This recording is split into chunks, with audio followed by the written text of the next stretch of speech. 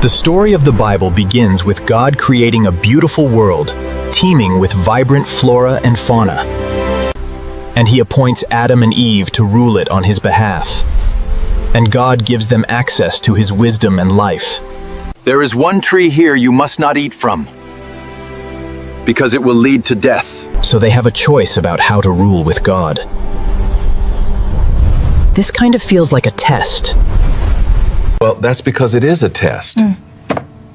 But isn't that kind of cruel for God to test them? Well, not all tests are bad. Let's say there's a king who chooses you to fulfill a royal task. Because he wants to know if you are trustworthy. Well, I guess that's a test, but really. You think the king cares for you. He doesn't. I don't either, frankly, but I speak the truth.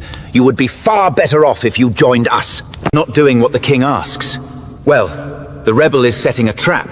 Right, so a test could be. An opportunity or a trap. And the difference is whether the one testing you has your best interest in mind. And both types of tests appear in the beginning of the Bible. God tells, and do you truly desire wisdom, Eve? It is beautiful. Look. Be careful. We were warned. His wisdom over their own. But then a rebel comes and tests them to eat of that other tree. The path ahead is difficult, but it is the only way. But know this.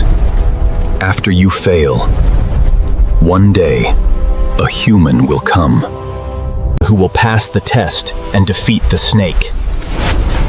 And as the story moves on, God gives a couple, named Abraham and Sarah, an opportunity to trust him by leaving their family behind to go to a new land, where God will use them to restore his blessing to all people. So this is a test. And at first things go well. She is my sister, Your Majesty. The Lord has kept me from having children. Go, sleep with my servant Hagar, if you wish. Their own way by abusing one of their servants. Definitely not passing the test. But God doesn't give up. Take now thy son, thine only son, and offer him there for a burnt offering upon one of the mountains which I will tell thee of, in the place of his son. God then says he will fulfill his promise through Abraham's family, because he passed this test. So Abraham passed this test, but he hasn't proven to be a fully trustworthy partner. We're still waiting for someone who can pass the ultimate test.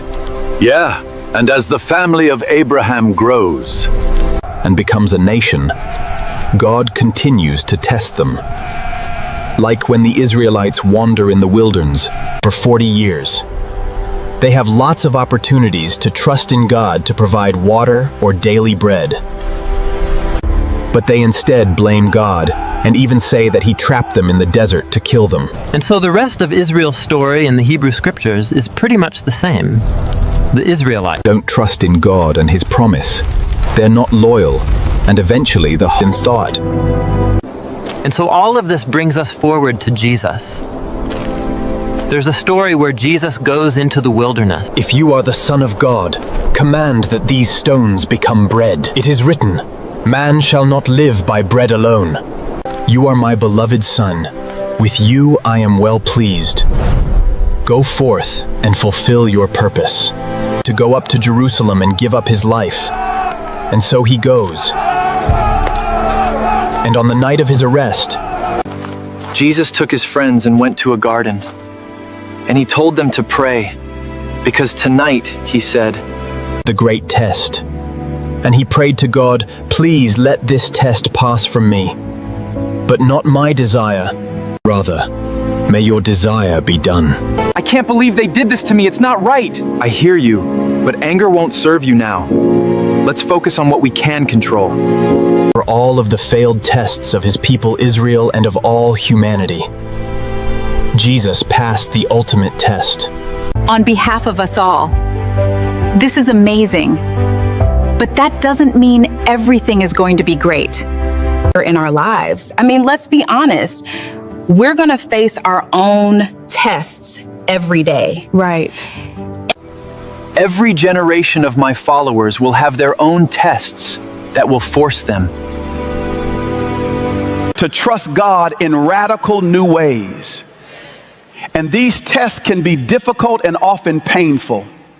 But remember, a test from a good God is an opportunity.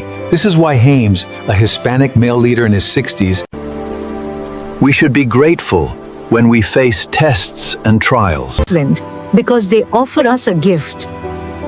It's an opportunity to surrender to God's wisdom and to become more like Jesus, the one who loved us and who passed the test on our behalf. Like, comment, and subscribe to the channel to continue growing in faith and learning more about the way of Jesus.